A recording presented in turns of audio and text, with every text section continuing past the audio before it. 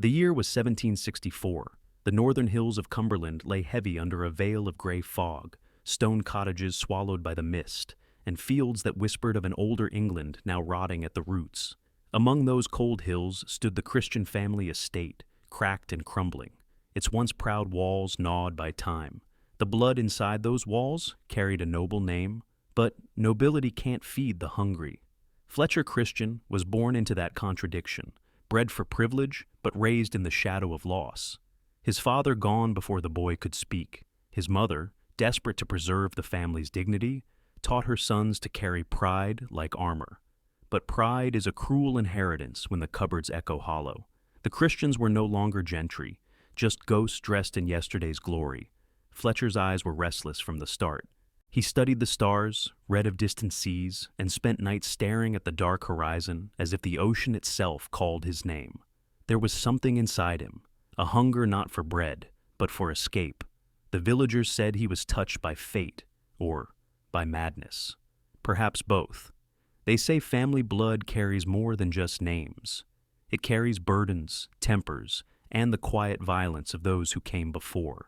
In Fletcher's veins ran the same mix that would one day curse the island he'd rule: pride, defiance, and an unholy fear of being caged. He was a man split in two, a scholar's mind trapped in a sailor's body, the kind of man who could quote scripture and break a jaw in the same breath. On stormed nights, he'd walk the cliffs above the sea, whispering to the wind that he'd rather drown than rot inland. The waves below seemed to answer, and when his chance came, a voyage on His Majesty's ship Bounty. Fletcher Christian didn't hesitate. He wasn't just leaving home. He was fleeing a lineage. The cold, decaying stones of Cumberland would be replaced by palm leaves and salt air, though neither would ever feel like freedom.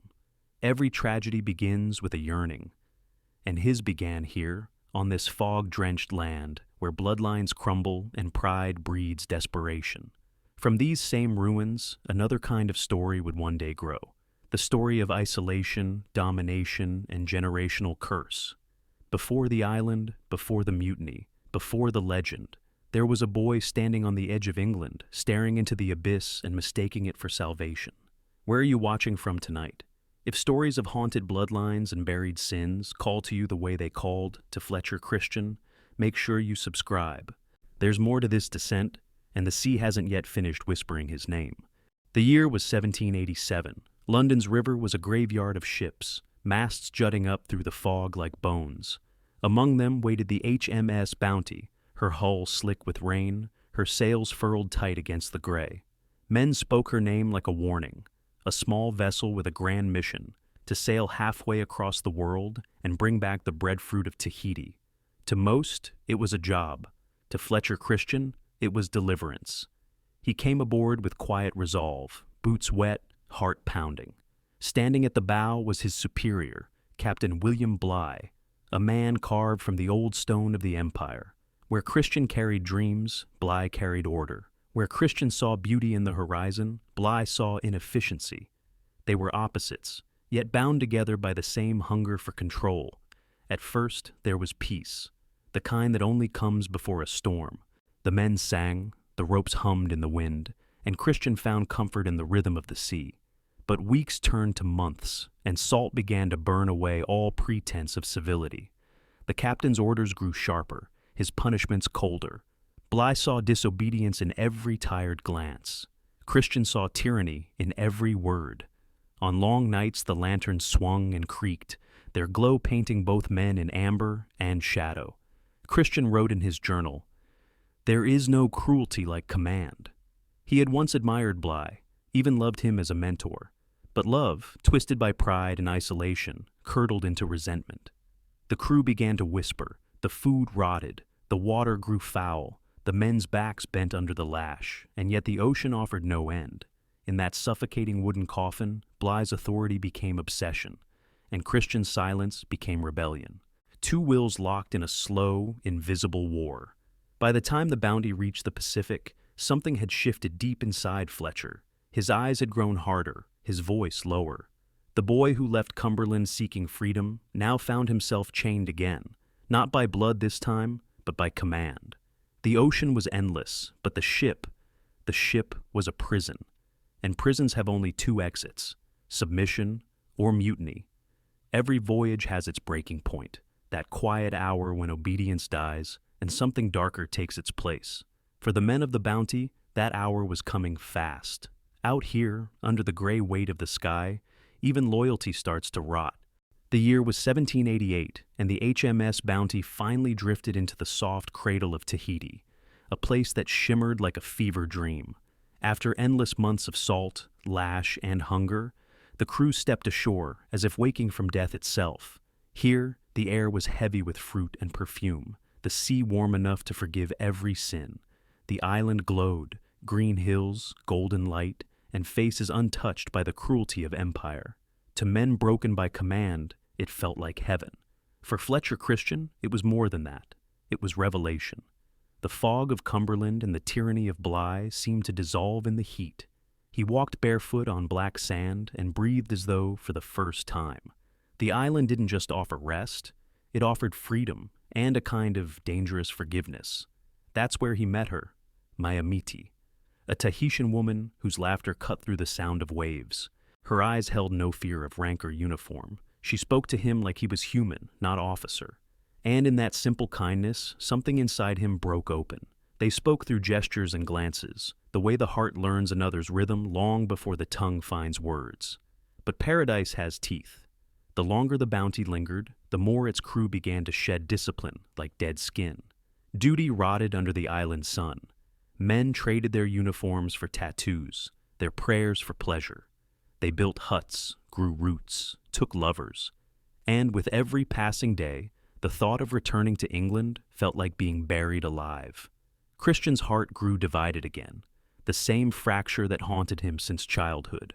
Bligh demanded loyalty, the island offered liberation, but between the two lay sin, lust, betrayal, and a slow unspooling of conscience. The same hunger that drove him from England now whispered louder, "Stay, disobey, take what's yours." At night, beneath the palms, the sea hissed against the shore like a secret. Fletcher would lie beside Mutiny, her hair tangled across his chest, the stars reflected in her eyes. And in those moments, he knew, no man who tasted this freedom could ever kneel again. Yet, every Eden hides its serpent. The men's laughter grew louder, their respect thinner. The bond between captain and crew was dissolving grain by grain, the same way salt water eats iron. The Bounty had come to harvest fruit, but what it gathered was envy, rebellion, and the first bitter seed of mutiny. They thought they'd found paradise. In truth, they'd only found the stage where the devil would make his entrance. April 1789. The HMS Bounty drifted through the Pacific night like a ghost ship, her sails black against the moon, her crew hollow-eyed and restless. Below deck, whispers carried like smoke. Above, the stars flickered over a wooden world, split by hatred and exhaustion. Somewhere in the dark, Fletcher Christian stood motionless, his hand trembling around the handle of a pistol. He hadn't slept in days. The warmth of Tahiti still burned in his memory. Mimidi's face, her laughter, the freedom he'd tasted. But now it was gone, replaced by the bark of orders, the sting of humiliation, the iron voice of Captain Bligh. The paradise had turned to ash. Every man aboard felt it, that strange mixture of fear and fury, like something waiting to be born. Bligh's command had become unbearable, his punishments sharper, his words venom. He accused, berated, stripped Christian of dignity before the crew. Each insult drove a nail deeper into the coffin of obedience. And in that confined world of wood and rope, something inside Fletcher snapped, not in rage, but in cold, deliberate silence. The mutiny wasn't loud. It began with a single breath, the sound of boots on deck, the creak of a pistol being drawn. The men moved through the shadows like ghosts, every one of them carrying guilt before they carried weapons. When Fletcher stepped into Bligh's cabin, the captain was still half asleep, muttering orders in his dreams. "Mr. Christian, what is this?" The words hung there, disbelief, betrayal, and something like pity. Fletcher's voice came out low, cracked by salt and sorrow. "I am in hell, sir." And with that, the tide turned. The crew stormed the quarters, bound their captain, and drove him above deck. Bligh's eyes glared through the lantern light. A man stripped of command, but not of fury. He was set adrift in a small boat with a few loyal men, the Pacific yawning around them like an open grave. The Bounty was Christian's now, but the silence that followed was worse than any scream. The waves slapped against the hull, steady and cold, indifferent to what had just been done. Some men cheered, some wept. Fletcher only stared at the horizon, the same horizon he once believed would set him free. Freedom, he now realized, has its own kind of chain. He had won the ship, but lost his soul. And in that silence, under the ghost light of the moon, the curse of the Bounty was born. A curse that would follow every man who dared defy the crown, and stain every child descended from their blood. It was January of 1790 when Fletcher Christian vanished into the wide, black lungs of the Pacific. The Bounty was gone from England's maps, swallowed by distance, deceit, and the rolling blue void. 8 mutineers, a handful of Tahitian men, and a few women followed Christian into exile, their faces lit only by the lantern's trembling glow. Behind them, they left a trail of blood and silence, and ahead, only an ocean that wanted them dead. Weeks passed. The seas turned from gold to gray, from calm to cruelty. The men prayed, argued, and wept. Food rotted, faith splintered. They tried to find refuge on island after island, each one proving unlivable, each one haunted by fear of discovery. The British Navy was hunting them, and every sunrise brought the dread that sails might appear on the horizon. Then, one morning, a shadow rose from the sea, a jagged volcanic rock shrouded in mist. It was Pitcairn, uncharted, unknown, and unseen by any law. Christian stared at it like a man seeing the edge of the world. The cliffs looked black as sin. The waves broke against them like judgment, but to him, it was salvation. Or perhaps punishment dressed as peace. They came ashore with what little they had, tools, rum, and memory. The jungle swallowed them whole. Fletcher ordered the Bounty stripped bare, its sails torn down, its masts broken. When there was nothing left to take, he set her aflame. The night sky turned red, the smoke rose like a dying confession. The men stood in silence as the ship that carried their crimes was reduced to ashes. Its reflection burned across the black waves, a funeral pyre for the last of their former lives. From that night onward, they were ghosts. Pitcairn gave them food, water, and the illusion of safety. But it also gave them isolation, and isolation has teeth. Paranoia began to whisper among the trees. The Tahitian men felt betrayed, treated as servants by the mutineers who had promised equality. Jealousy festered between the Englishmen over the island women. Fletcher watched it all from the cliffs, haunted by what he had done. His freedom had turned to fever, his paradise into a prison with no walls. The sound of the waves against the rocks began to sound like murmurs, voices he could almost understand. The others began to drink, to fight, to vanish into the jungle. The bloodline of the Bounty had taken root on cursed soil. On this lonely island, cut off from every law of man, the story of Fletcher Christian transformed, from mutineer to myth, from sailor to ghost. If you've ever wondered how far a man will run to escape the weight of his own blood, subscribe to Underbelly Bloodline, because the farther they sailed from justice, the closer they drifted to damnation. At first, Pitcairn Island was quiet, a strange, uneasy peace. The sea breathed against the cliffs like a sleeping animal. The settlers built small huts from palm and driftwood, planted yams in the black soil, and carved paths through the jungle. Fletcher Christian tried to convince himself this was redemption, that here, far from the Empire's reach, he could build a new Eden. But every Eden carries a serpent. The men divided the island into pieces, claiming land, women, and power. The Tahitian men, once promised brotherhood, soon realized they had traded one form of bondage for another. Jealousy took root like poison ivy. Arguments began as whispers and ended in blood.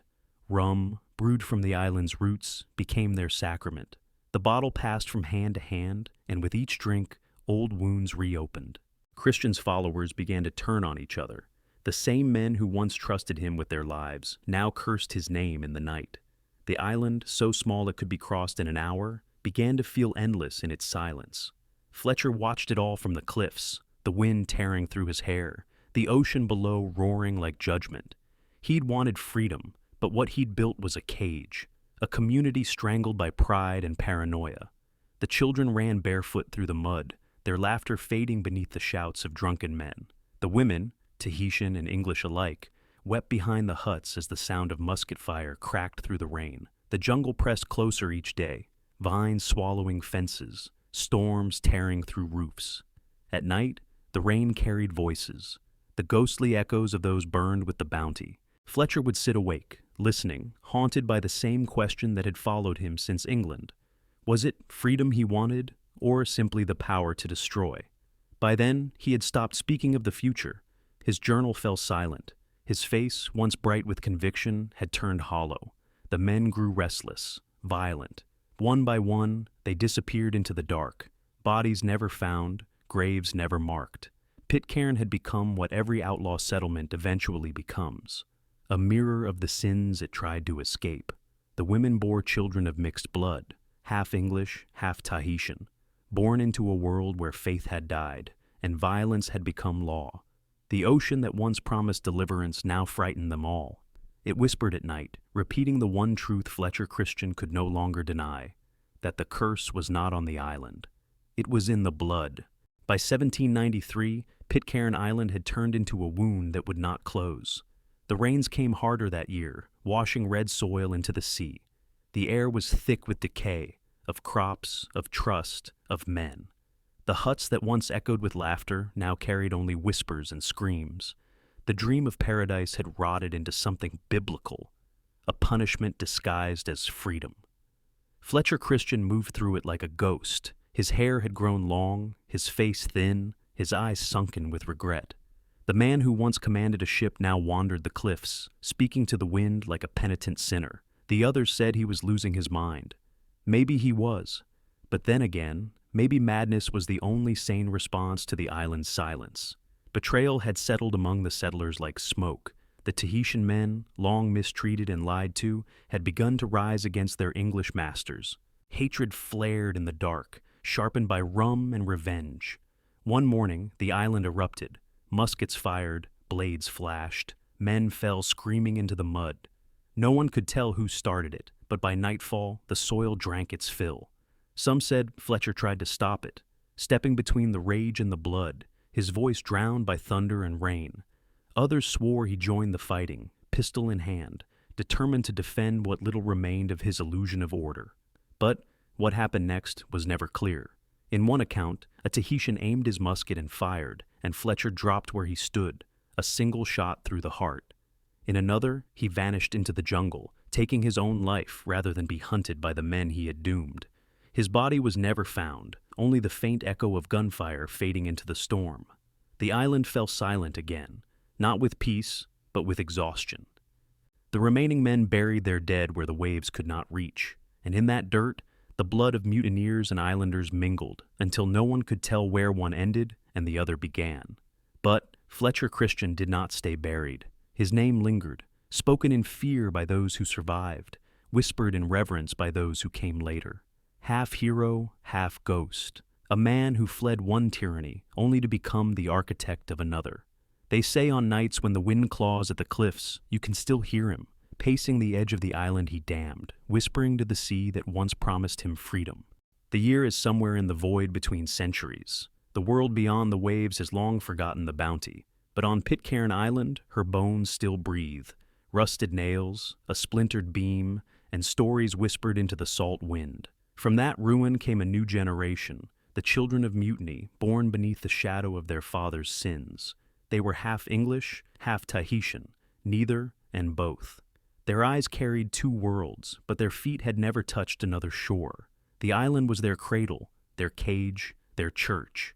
They played among the old ship's relics, barefoot and sun-browned, while their mothers watched from doorways built on graves. No law ruled them now, only memory and the ghosts of men who thought they could outrun God. Among them was Thursday October Christian, the firstborn son of Fletcher. His very name marked the date his father had seized a ship and cursed a bloodline. Thursday grew tall and quiet, a boy who listened more than he spoke. The others said he carried Fletcher's eyes, that same haunted blue, the look of someone who had seen too much of the world before ever leaving home. But there was no innocence left on Pitcairn. The island was soaked in guilt. Every path led past an unmarked grave. Every night carried the echo of screams that the children pretended not to hear. They learned early that love could turn to rage, that men could vanish in the rain and never be spoken of again. By the time Thursday was old enough to understand who his father had been, Fletcher Christian was already more myth than man, half devil, half saint. Some mothers told the story of the brave mutineer who defied cruelty. Others whispered that he had doomed them all. And in that confusion, the children inherited something darker than blood, a guilt that was not theirs but could never be escaped. They carved out a life in silence, fishing in the same waters that had swallowed their fathers, building homes with hands that trembled from hunger and memory. The ocean was both protector and prison. To leave meant death. To stay meant to slowly forget what it meant to be free. And so, the legacy festered. What began as rebellion had turned into lineage, one soaked in secrecy, sin, and sorrow. Fletcher Christian's dream of paradise had survived, but twisted into something unholy. Even now, when storms crawl across the Pacific and lightning splits the horizon, islanders swear they can see the children of Mutiny, barefoot silhouettes standing among the wreckage, staring toward the endless ocean, waiting for a ship that will never come. Because curses do not die, they are inherited. The year is 1808, and the Pacific lies silent, a mirror of endless blue, holding secrets the world had chosen to forget. A lone British ship drifts through that stillness, her crew scanning the horizon for land not marked on any map. What they find is not paradise, nor a port, but a ghost. A tiny island, smoking with kitchen fires and shadows of life that should not exist. When they row ashore, the sailors are greeted not by armed mutineers, but by children, barefoot, brown-skinned, and speaking English in voices softened by the ocean. Their faces bear traces of Europe and Tahiti, both, an impossible blend of innocence and ancestry. From the tree line, an old man emerges, John Adams, the last living mutineer. His beard is silver, his hands tremble, but his eyes hold the stillness of someone who has lived too long with ghosts. Adams welcomes them like a preacher would welcome salvation. The sailors soon learn what this island is. Pitcairn, the final resting place of the Bounty, and the dream that died with her. Every other man who once stood beside Fletcher Christian is gone, murdered, drowned, or driven mad. Only Adams remains, surrounded by the widows and orphans of sin. He speaks of Christian not as a man, but as a myth. "He was our leader," Adams whispers, "our redeemer and our ruin."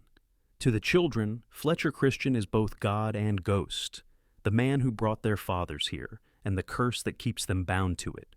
His story is told in whispers at night, around the fires that glow red against the palms. Some say he died in the first wave of bloodshed. Others swear he fled into the jungle, his spirit still walking the cliffs when the storms roll in. The sailors look around and realize that this island breathes with secrets. Every hut is a monument to survival. Every face carries the memory of rebellion. Pitcairn is no longer just a hiding place. It's a church built on the bones of a crime. John Adams has become its prophet.